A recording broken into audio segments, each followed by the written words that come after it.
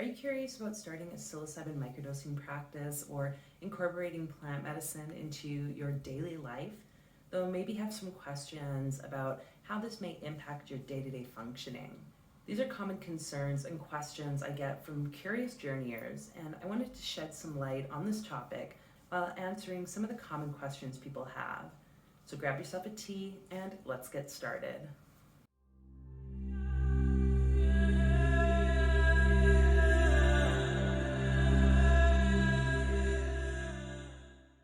Welcome to the channel, everyone. My name's Fola, and here on Deep Mind Squared, we talk all things magical practices and altered states.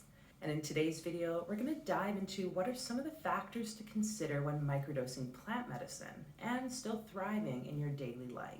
Though I am a firm believer in these medicines, I want to say first off that on this channel, we don't encourage any illegal activity. And I do recognize that in many countries, the use of psychedelics and plant medicines is still very much illegal, despite mostly positive effects on people's lives. So before you start any plant medicine journey, it is important to be aware of the legislation in your area, your country, and also to sit with your personal values. This will help you to decide the best choice for you.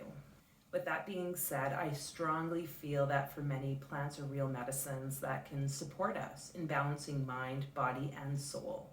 And since the beginning of time, humans have been accessing altered states through ingestion or imbibing of plants and other substances. This has helped them to expand their consciousness, to explore deeper parts of themselves, and even on a collective level, and also explore the magic of the universe. Now, in our 21st century, we are following the wave of decades of stigma towards drug use and also have been adding to our knowledge about what addictions and trauma looks like. That, along with the criminalization of many substances, has led to very fearful views to dominate the mainstream perspective. As a proponent of plant medicine, I have explored my own healing as well as held space for others as they integrate psychedelic experiences. And I believe that the more we talk about altered states and these sorts of experiences, the more normal they'll become. Many plants hold healing powers, but for this video, I want to speak specifically about microdosing psilocybin mushrooms. Psilocybin mushrooms are a powerful psychedelic known to alter perception. And when taken in larger doses, a journeyer may experience or notice visual or auditory hallucinations, an alteration of time perception, intensified mood, and shifts in overall sensory perception. In addition to these perceptual shifts, magic fungi are enjoyed by people due to their ability to create lasting changes in consciousness and their neurocognition during and after the journey.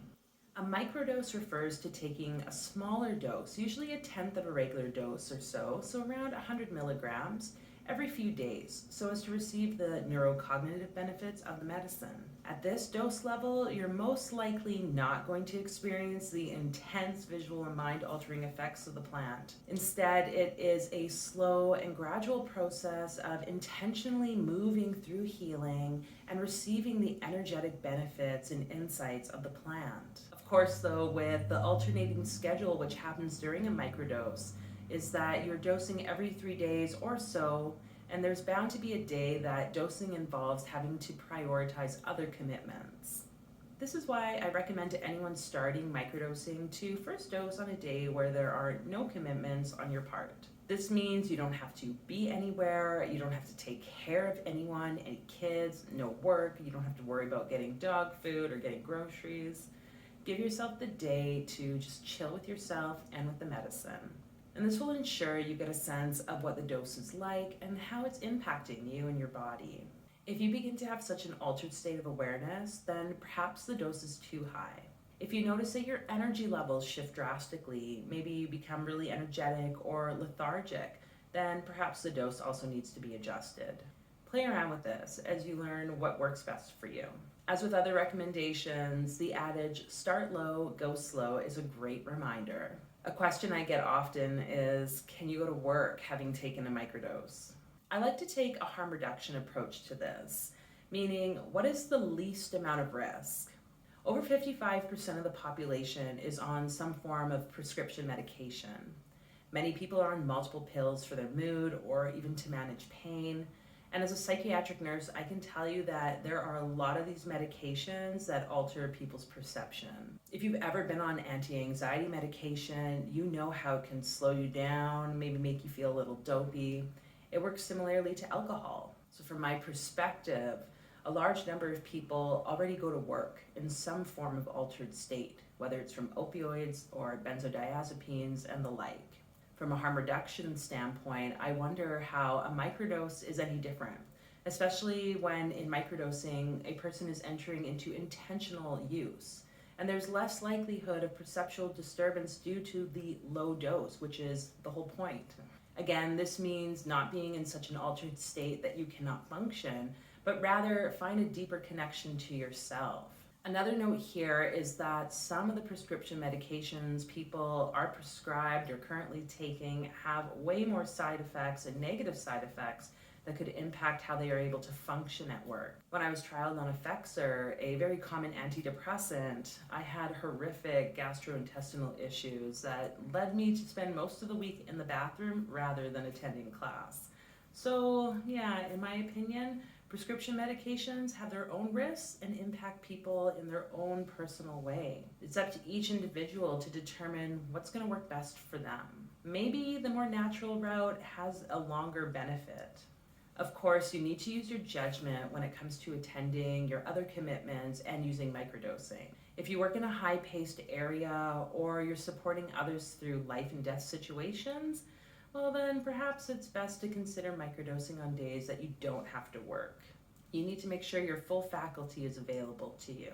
There's also the macrodose option, which is the large dose journey, and this has similar benefits and gives you more of a punch. One recommendation is that you will most likely want to avoid sharing with everyone and their dog that you were microdosing.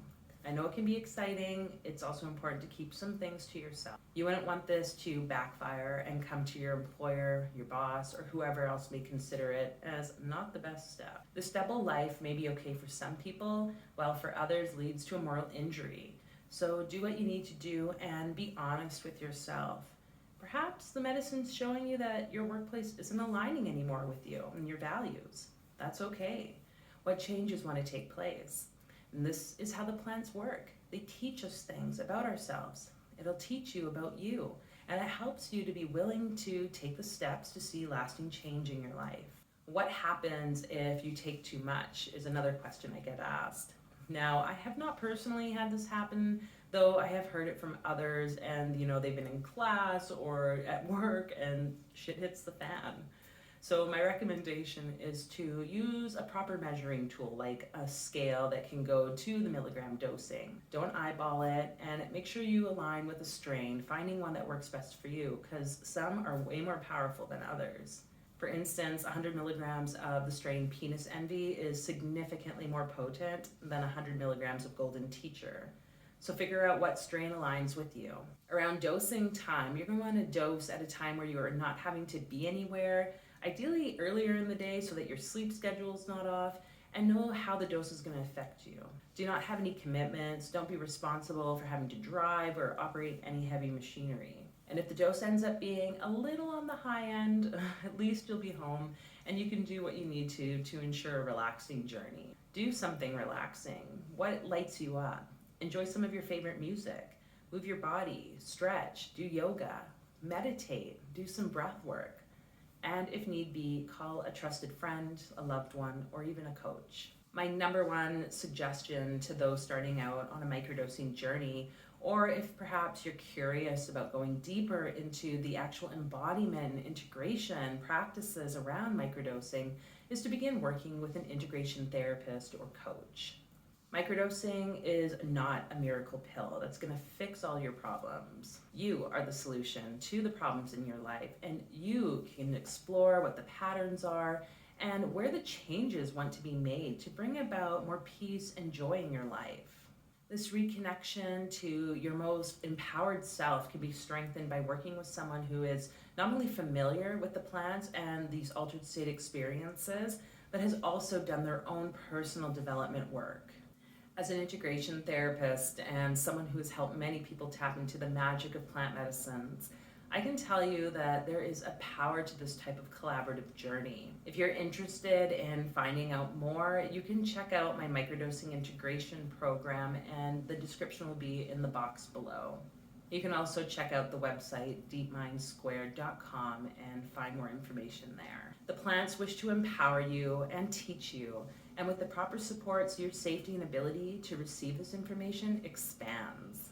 If you are feeling the call to explore microdosing, sit with your values and spend a few moments journaling on how is life working for you or how is it not. Ask this question: how can microdosing support me in living my best life? And see what shows up in the moment and the days to follow through magical synchronicities. Trust you're being guided and the plant's desire to add to your thriving life. I hope you found this video helpful. If you enjoyed it, hit that thumbs up button and be sure to subscribe. And of course, share this video with someone that you think might need to hear this message or this information. And until the next time, folks, I'll see you in another video.